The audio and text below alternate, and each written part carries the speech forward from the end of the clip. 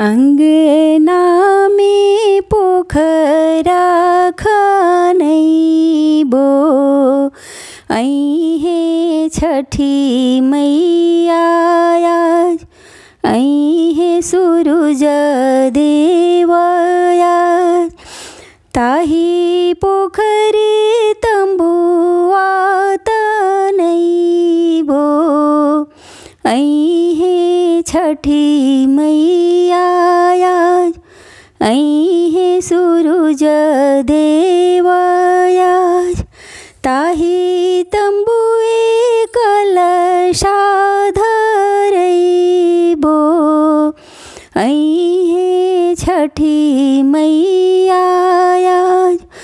ऐहे सूरज देव आज केलवी अमरुधे डाल सजबो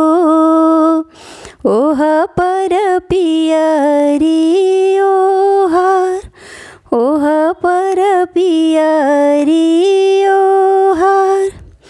जोड़ा कलशुपवे अर्घ देबो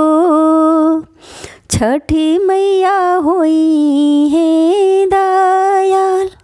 छठी मैया होई है दयाल जोड़ा नारियल वे अर्घ देबो सूरज देव होई है